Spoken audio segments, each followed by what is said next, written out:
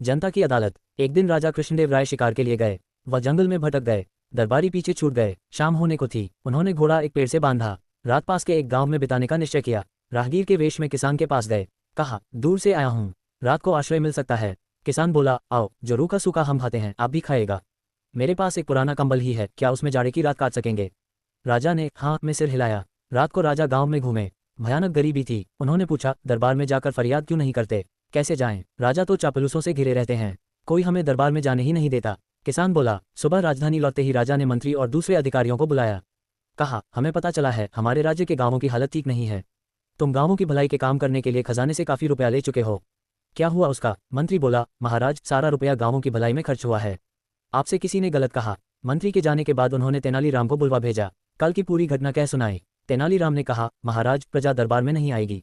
अब आपको ही उनके दरबार में जाना चाहिए। उनके साथ जो अन्याय हुआ है उसका फैसला उन्हीं के बीच जाकर कीजिए। अगले दिन राजा ने दरबार में घोषणा की, कल से हम गांव गांव में जाएंगे, ये देखने के लिए कि प्रजा किस हाल में जी रही है।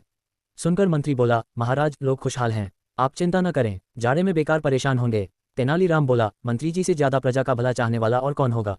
ये जो कह रहे हैं ठीक ही होगा, मगर आप भी तो प्रजा की खुशहाली देखिए। मंत्री ने राजा को आसपास के गांव दिखाने चाहे, पर राजा ने दूर दराज के गांव की ओर घोड़ा मोड़ दिया। राजा को सामने पाकर लोग खुलकर अपने समस्याएं बताने लगे। मंत्री के कारनामे का सारा भेद खुल चुका था। वह सिर झुकाए खड़ा था। राजा कृष्णदेव राय ने घोषणा करवा दी, अब हर महीने कम से कम एक बार वे खुद जनता के बीच जाकर उनकी समस्याओं का समाधान करेंगे।